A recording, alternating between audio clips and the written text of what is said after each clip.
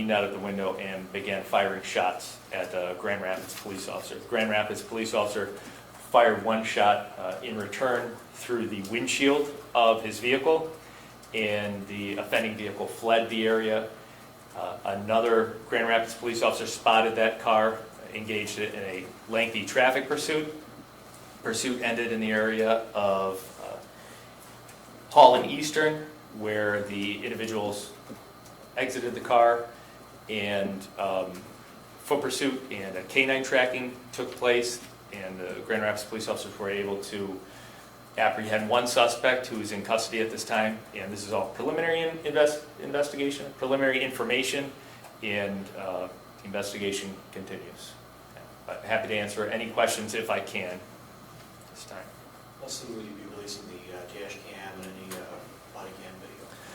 The answer to the body camera video is we don't, well, I should say too that the Michigan State Police are investigating the officer-involved shooting, but in this case, we're also investigating the criminal activity of the individuals firing at the officers. So we have already obtained the body-worn camera video. Because the incident took place while the officer was seated in the vehicle, I don't believe that there's any investigatory information on that body-worn camera. Now, the in-car camera is a different question, and that vehicle has been recovered, and because it was parked for such a long time after this incident with the video running, the video actually hasn't downloaded as of this time. So it'll probably be another 45 minutes or so before we even have access to that video.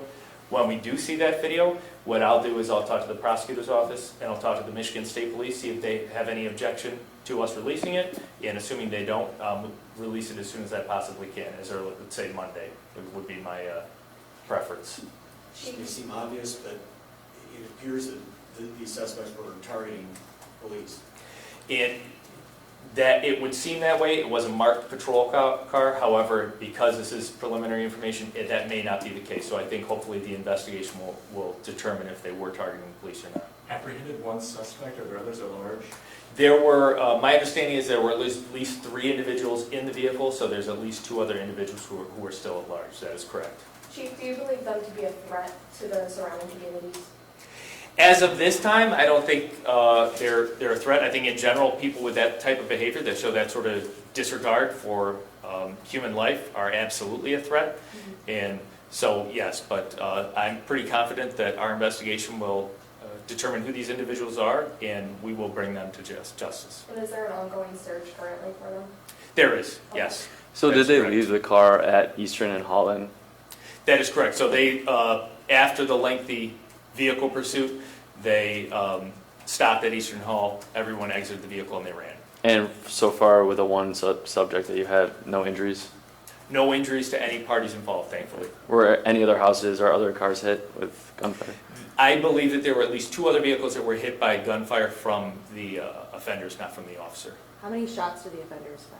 Numerous shots. I was on the scene this morning. I counted myself at least 4 shell casings, but I think there were probably more determined by the time I left. But the Michigan State Police were going to do the full investigation there, so not positive. Do you know if it was a short gun, long gun? I believe it was a handgun.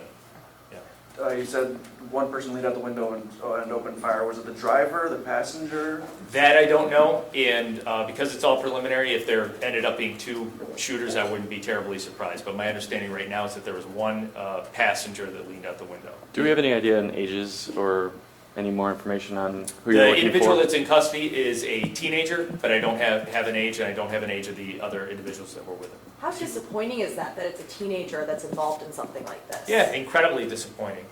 Yeah. Can you talk about the route of the traffic pursuit as well? Did it go right from Highland and Prospect, or did they go throughout the city? It was actually lengthy. I think it went for several miles. At one point in time, they were on the highway, so it was actually quite a long pursuit. It just happened to end close to where it began. Did it go through the west side of town as well? That's a great question. I don't have the route, though. How do you decipher how long to chase, something? I know sometimes you guys decide it's a danger to chase and there could be other people involved. In this case, you kept going? Yeah, so it's a balancing test. And I'll tell you what that balancing test is traffic, the weather, the danger to others. At that time of the morning, there's nobody else on the road. It was a dry night. There were no pedestrians, there's no school kids going. And then you have to weigh how serious the crime is. And in this case, attempted murder of a police officer is a very serious crime. So I think that it was a pursuit that was well within policy. Chief, your officers fired back at the suspects? That's correct, the officer Was that- fired. I'm sorry, was that at the car or during the pursuit? At the initial time, it was in the car, so the officer who was in the vehicle that was being fired at fired one round through his windshield at the offenders. That was the only shot fired by a Grand Rapids police officer or any police officer.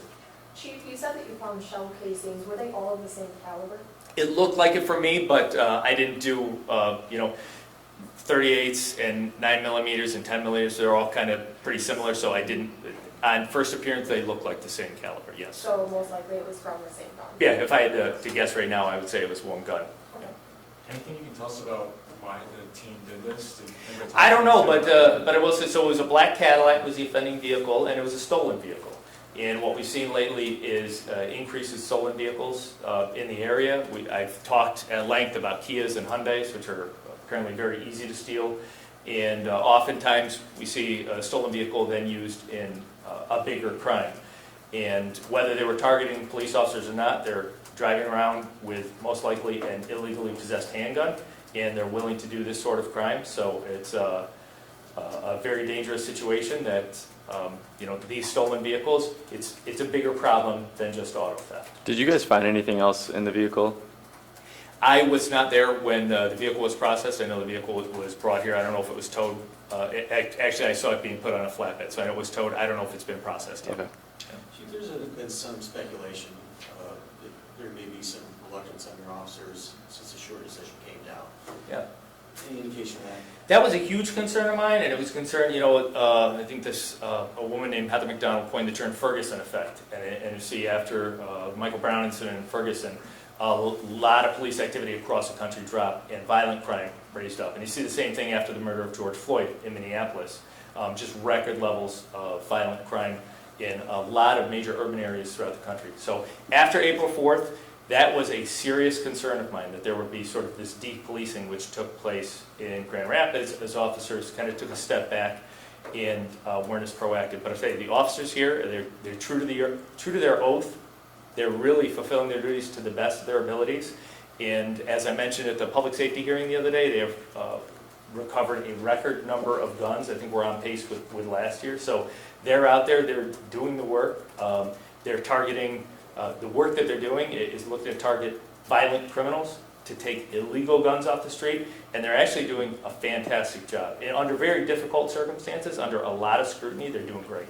Let me ask you another one. Do you think some of the offenders are trying to take advantage of? Yeah, I do. I think that any time in a super high profile incident like Patrick Leoya in any jurisdiction across the country, I think that the criminal element gets emboldened because they think that the police will take a step back and they think that they're less likely to be held accountable. So we need to, it's our job to make sure that criminals know in Grand Rapids that we are doing our job and they will be held accountable. Is the team local? What's it? Where's the team You know what, from? and I do not know his identity and I do not know where he's from. You don't know his age, but I know he's a teenager. Yeah, that's all I know Minor. at this time. any feel for the age range of all those involved? I mean, we've heard. I believe the offender in custody is 18 years old, if not 19 years old. The officer in the vehicle, was he have to be a partner with him, or was he solo? So this officer was working solo, and I've talked at length with many of you about after the Patrick Leoya incident that we doubled up most of our officers. I know this is a little bit different. And I want to clarify, this was not a traffic stop. This was an officer who was just monitoring the area. He was doing some follow-up work, and he was just fired upon by this vehicle. So it was not a traffic stop situation. It wasn't a use of force situation. It was just he began getting fired upon. Have you talked to the officer? How are they? Yeah, I had, so by the time I got here, the officer had left, and I'm gonna let the officer get some rest, but I'll give him a call tonight and check. Is he going to be on administrative leave since he did fire his weapon? He's gonna be on what we'll call critical incident leave because he fired his weapon, yeah. He won't be back on the street until we get to, we'll have him back in here to make an official statement to the department. We'll make sure that if he needs to get any, mental health services that he's entitled to, super stressful to be in an officer-involved shooting, to fire a gun, and to be shot at is extremely traumatizing. So it's, I definitely care about making sure that he gets treated right through this process. Chief, I wonder if you can ask while you're up there on another subject. Sure. The Supreme Court has overturned Roe v. Wade. Does GRPD put any additional security on either abortion clinics or possibly some of the pro-life centers like churches and that sort of thing? Well, I'll tell you what we've done, and that's what we've, because we knew this was coming on the horizon, we've met with our city's emergency management coordinator. We've had meetings citywide and just said, what does this look like? So I won't say that we have extra resources on it, but we are fully prepared. As you know, that we're very good at handling protests. We've had a lot of experience over the past couple of years and a significant amount of experience over the past 2 or so months. So we'll be ready, and we'll provide everybody that wants to get out there and be heard a safe environment to do so. Well, you talk about protests in the streets and that, but city clinics have also had people, Sure. incursions and that sort of thing at the individual. I see what you're saying, yeah, and that's on our radar as well, and as well communicating with our federal partners who we have an excellent relationship with as well in cooperation. So it's on our radar, I will say.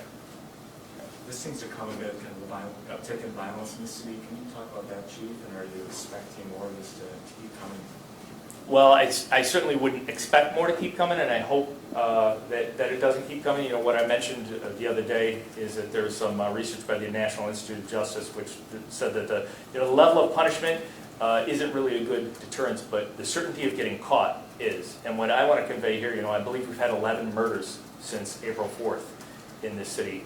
And what we really want to make known is that if you commit a violent crime here, you will be caught and you will be brought to justice. Now, I've said before, the police aren't the only the piece of the puzzle. We're not the only solution, and I know dealing with our partners throughout the community. I spent the afternoon yesterday at a basketball league down in Martin Luther King Park, and I was invited there really because they were worried about the uptick in violence and they wanted a police presence. But what I saw there is just a group of Grand Rapids adults who care about kids looking for the opportunity to give these young kids a safe, fun environment away from that lifestyle. And if we get more adults in our community stand up and be that sort of role model, I think that sort of cooperation is what we really need.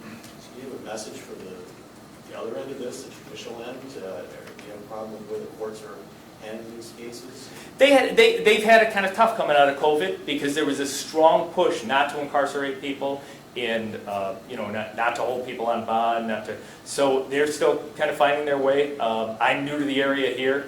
I don't have any criticism for the Kent County court system, and I know that if these offenders do end up being juveniles, I've talked to Prosecutor Becker previously about juvenile offenders, and he's looking for ways because sometimes housing people in the system isn't the right way. He wants to do the right thing, so just be open-minded and look to make sure we're holding the individuals accountable and doing the right thing for them to make sure that this isn't the lifestyle that they choose moving forward.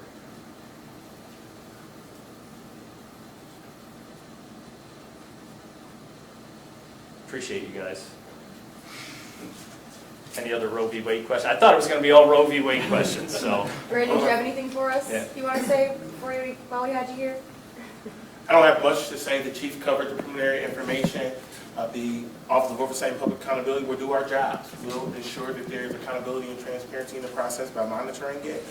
We always believe in seeking justice, and that's what we'll make sure happens to the extent we have the ability to do that. Our violence is never the answer. Our hearts and prayers and thoughts also go out to the officer in this incident, and it's our hope, my prayer that he's all right. Thanks, guys. Appreciate it. Thank you. Thank you.